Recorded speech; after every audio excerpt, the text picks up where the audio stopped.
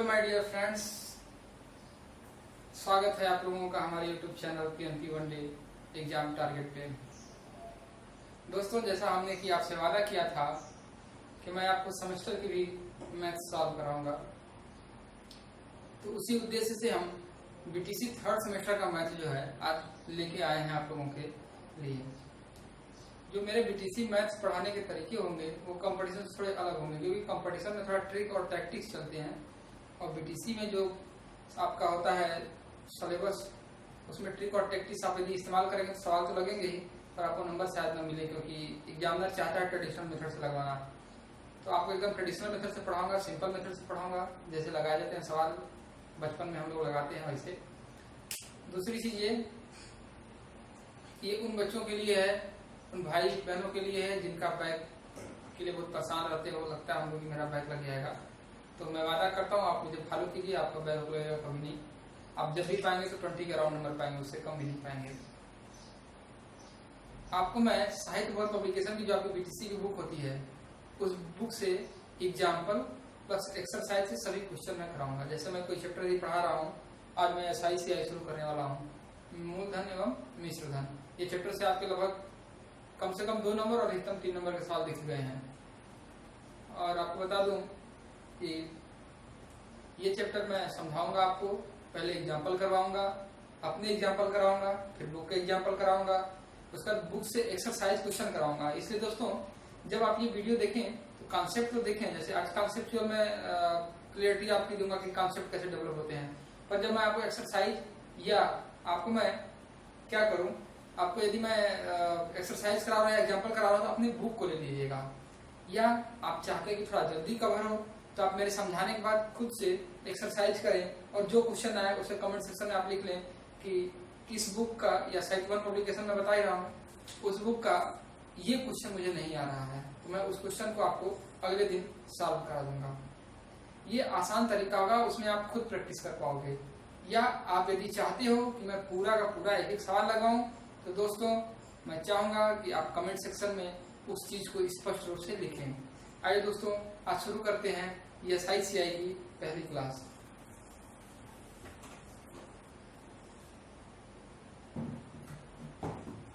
देखिए,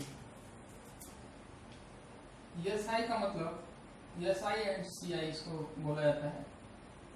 SI का मतलब होता है सिंपल इंटरेस्ट और CI का मतलब होता है कंपाउंड इंटरेस्ट।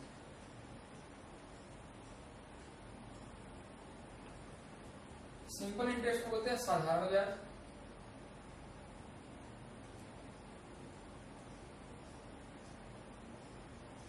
और कंपाउंड इंटरेस्ट को बोलते हैं, सिंपल इंटरेस्ट को साधारण ब्याज, आप इसको SI लिखें, और कंपाउंड इंटरेस्ट को बोलते हैं चक्रवृद्धि ब्याज। इसको आप CI लिखेंगे। क्या लिखेंगे? CI लिखेंगे।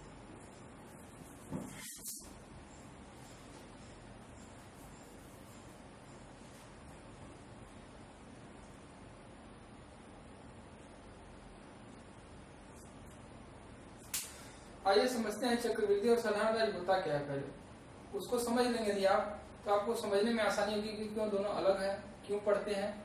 आइए आज कुछ इस तरह से पढ़ें जैसा हमने पहले पढ़ा नहीं है। पढ़ाने को तो बहुत लोग पढ़ाएंगे, पर आपको जो मेथड है जो मैं इस्तेमाल कर रहा हूँ वो भी कॉमन ही है, सब लोग बताएंगे, लेकिन कॉन्सेप्चुअल क्लैरिटी मैं आपको थोड़ा देना चाहता हूँ। आप देखिए थोड़ा सा, अब जब मैं बोलूंगा आप अपने पे अप्लाई करके देखिएगा। मान लीजिए आप बैंक में गए, आप साल 2019 में आप बैंक में गए, ये साल 2020 है, ये साल 2021 है, ये आपके ईयर दिखाने हैं साल के। आपने बैंक में जमा किए 100 रुपए, आपने बैंक में जमा कर दिए 100 रुपए।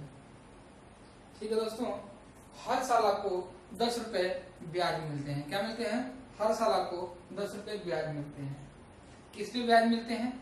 जो आप मूलधन, जो आप जमा किए हो धन, उस पे मिलते हैं।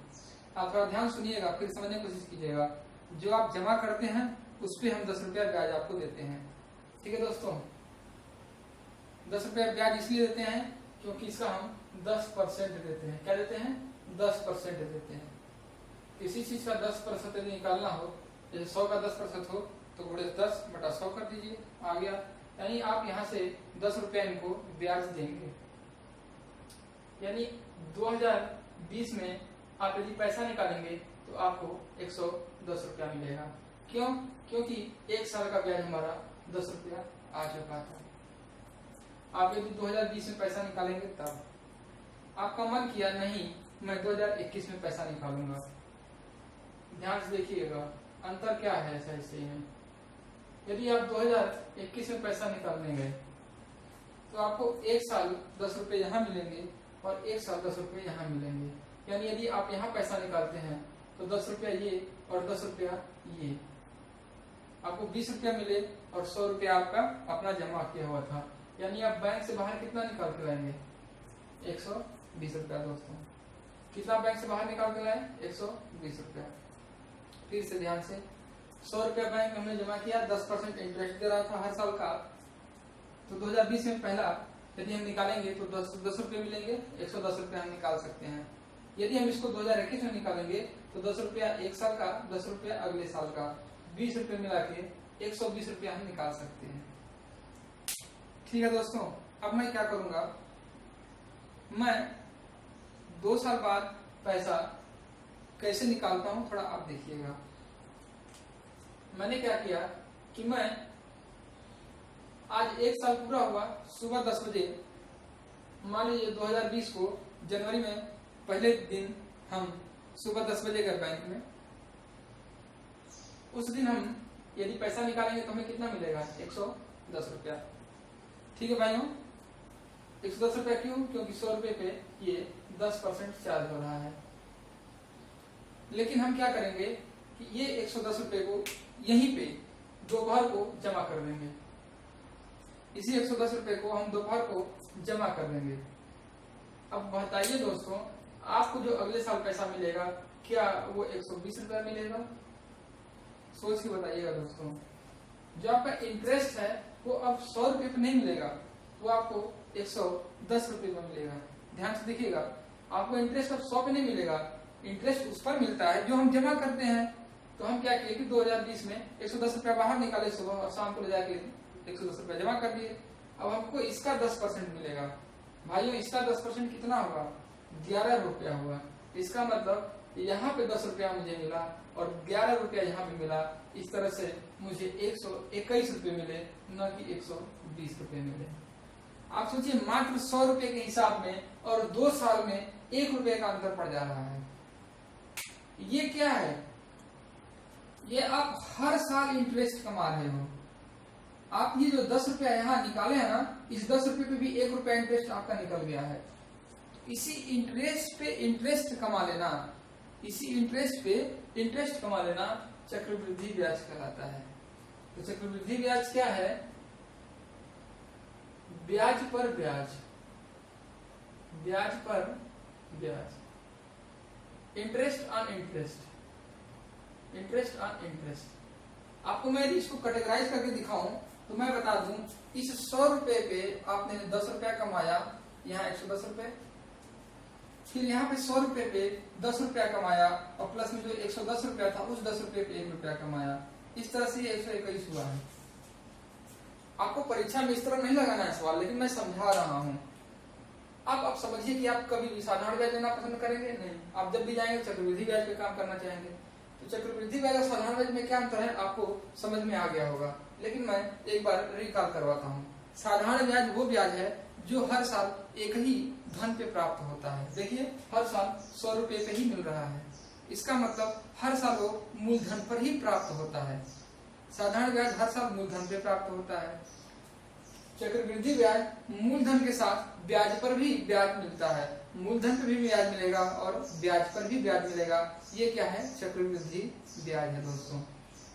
आई होप सो कि आप लोग चक्रवृद्धि ब्याज और साधारण ब्याज में अंतर समझ लिए होंगे, पर परीक्षा में इतना चिंता करने की बात नहीं कि ये क्या सब लाइन खींच दिए हैं। परीक्षा में साधारण आप एक फार्मूला याद कीजिए, जाइए टिक क्या ये आंसर। देखिए क्वेश्चन कैसे आते हैं। अब हम सीखते हैं साधारण ब्याज है क्या। साधारण ब्याज है क्या ये तो मैंने बता दिया, पर निकलता कैसे है इसको देखते हैं।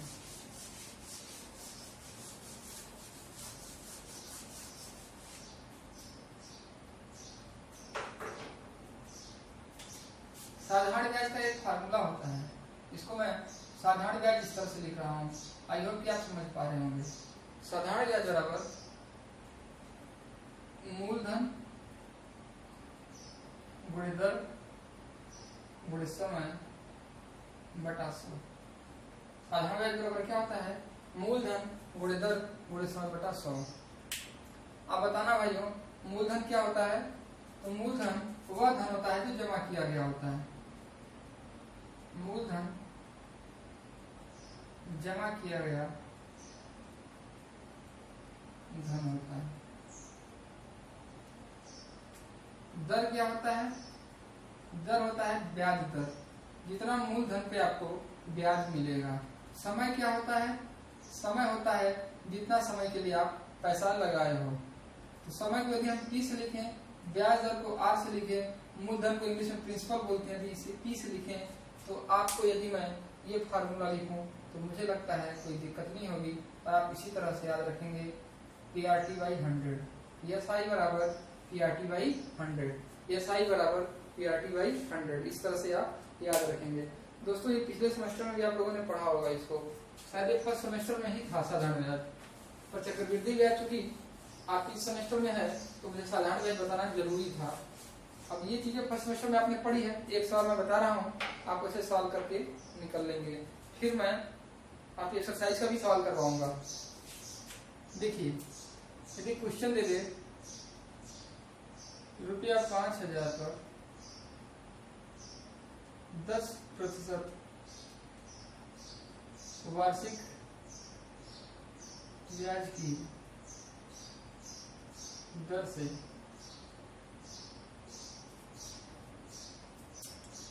3 वर्षों का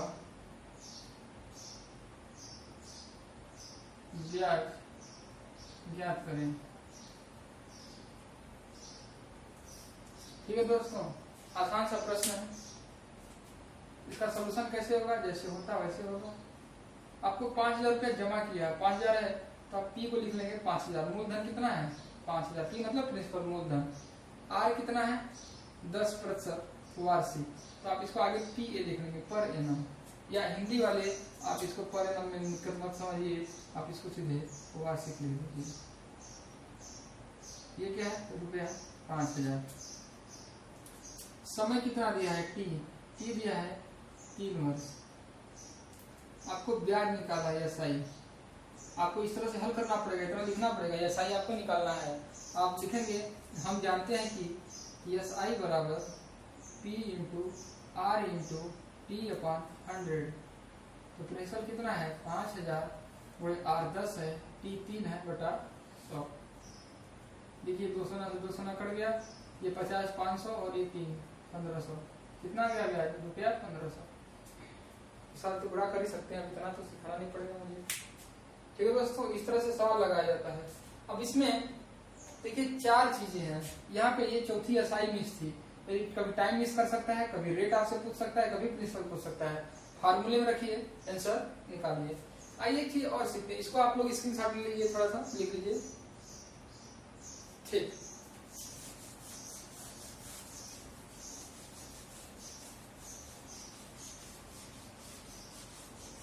आपको एक चीज और मैं सिखाना चाहता हूँ, वो है मिश्र धन।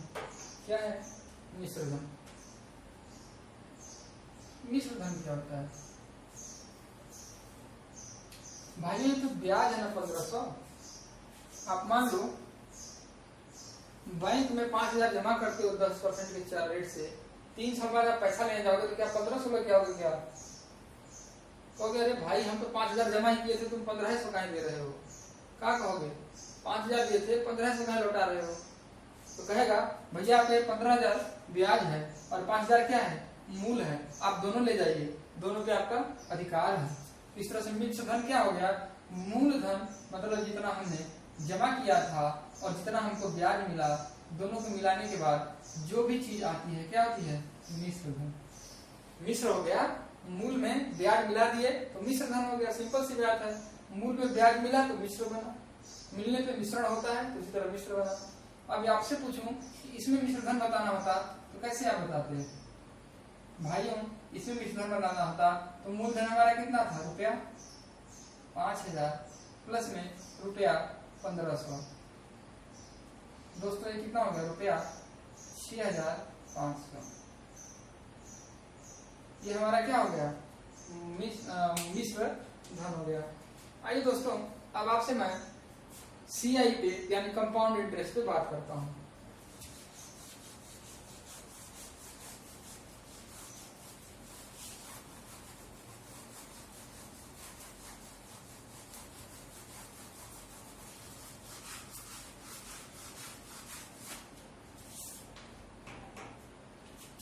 CI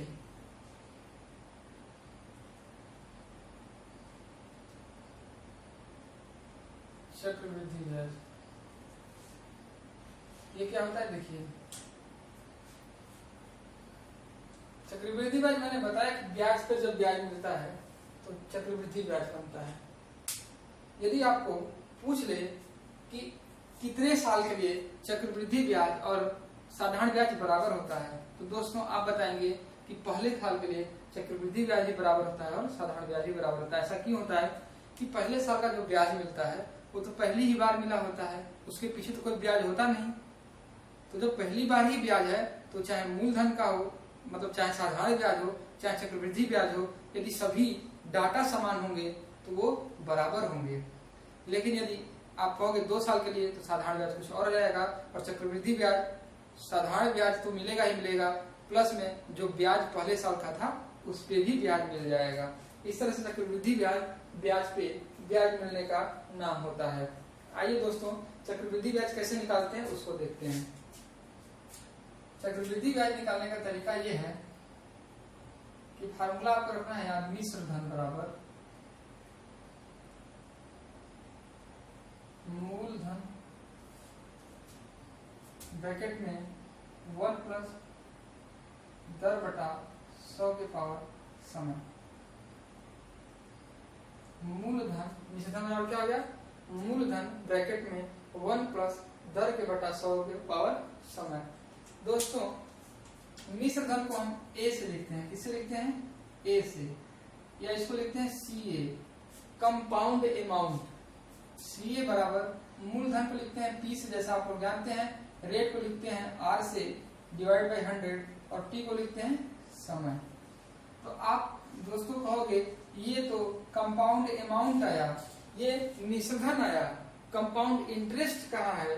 तो दोस्तों आपको मैंने बता दिया था कि इंटरेस्ट कैसे निकलता है। जब इंटरेस्ट में आप प्रिंसिपल जोड़ लेते हो तो कंपाउंड अमाउंट यानी मिश्र धन निकल जाता है।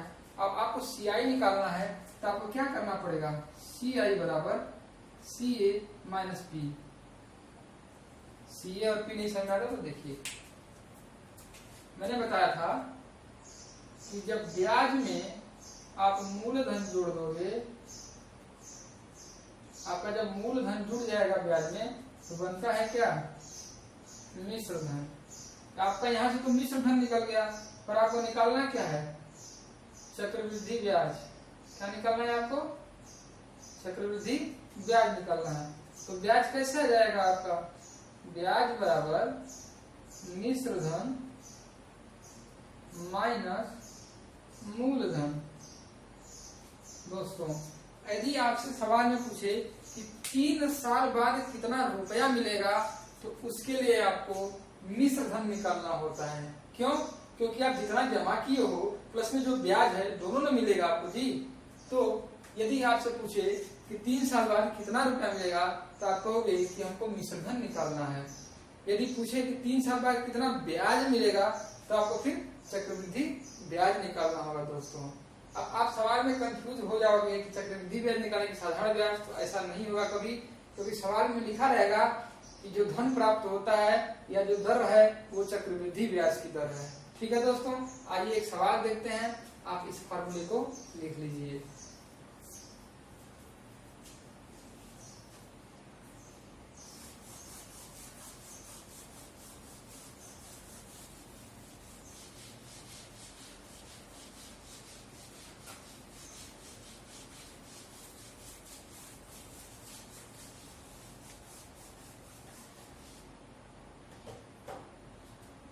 देखिए दोस्तों, प्रश्न है रुपया 1000 पर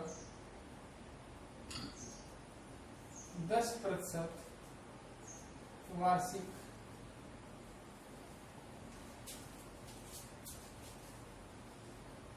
चक्र वृद्धि ब्याज की दर से 3 वर्षों का ब्याज तथा मिश्र धन ज्ञात कीजिए।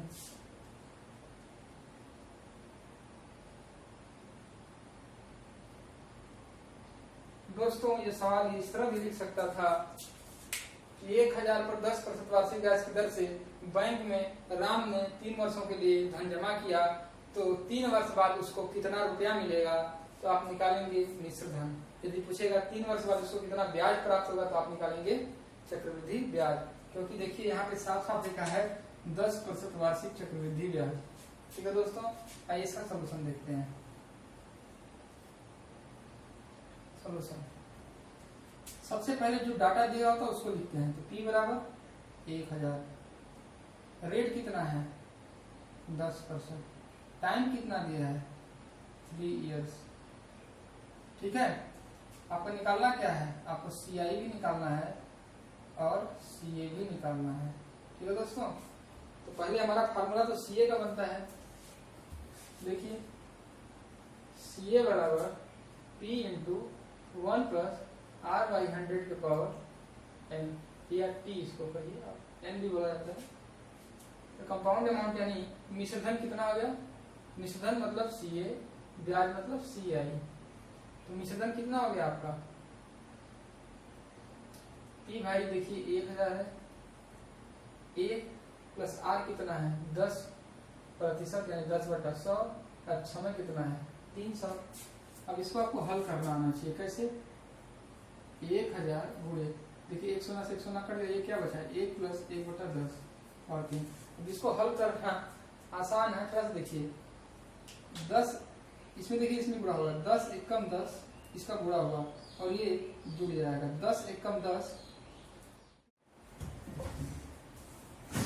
दोस्तों, यदि आपको ब्याज याद रखना है तो आपको सबसे पहला काम करना पड़ेगा, 10 तक तो आपको क्यूब याद ही होंगे, मैं सीधे सीधे लिख देता हूँ। 1 से 15 तक अपना क्यूब याद कर लीजिए, 1 से 15 तक घन याद कर लीजिए, आपके लिए आसानी रहेगा आप कैलकुलेशन करने में। ऐसा नहीं होगा कि 11 पे 11 बार 3 बार गुणा करना पड़ेगा आपको डायरेक्ट याद होगा 11 क्यूब 3 1321 होता है। आइए दोस्तों, ये था CI हमारा।